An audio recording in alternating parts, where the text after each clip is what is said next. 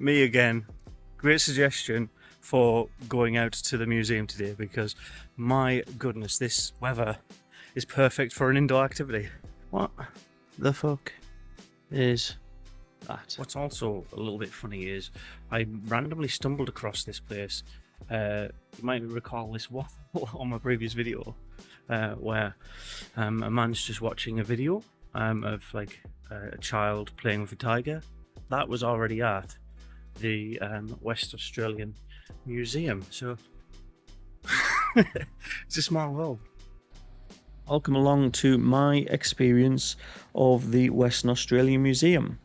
I will caveat before we go any further that you will see some objects, some items, some interactive elements within the museum, artwork included, that I will be showcasing very, very briefly, but not going into greater depth, because I feel like it would be much better for yourself if you go and read the information, interact with it, and learn how that makes you feel. There's an art piece that's here in the middle, the white one. I just sit there for 5-10 minutes. I don't know, time completely went away from me when I was looking at that painting, and I just felt like it connected. It was about purity, it's about growth, it's about following a path, and I'd never normally feel like that with anything. So the fact that something here surprised me to that much, I feel like it would be a disservice if you didn't get to experience things like that when you're here as well. So there's multiple sections and areas within the museum. The first one that I really explored was the people, the people area, the people of Western Australia.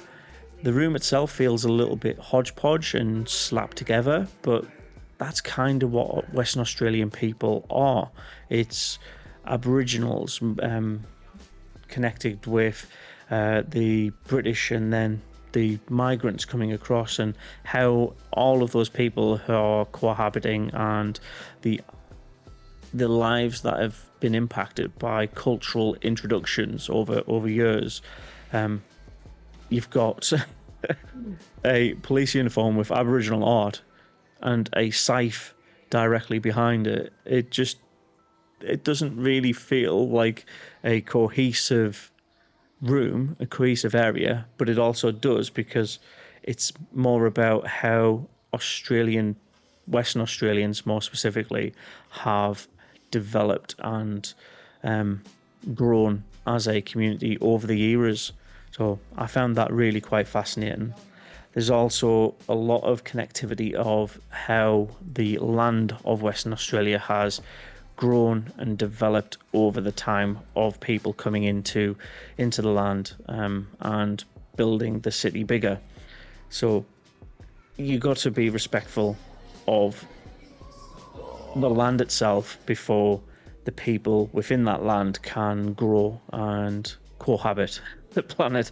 I think it was just quite it was more thought reflective and interesting that you've got all of these rocks and people trying to take out from the land to make their lives better, but then also a reflection of we can't constantly be taking and taking, because otherwise then it becomes this barren pit of nothingness. So there's plenty within this museum that I feel like you can explore and learn about without me going, well, look at this very cool interactive element where you slap your hand on the wall and it tells you some more information of how much water does Western Australian currently use.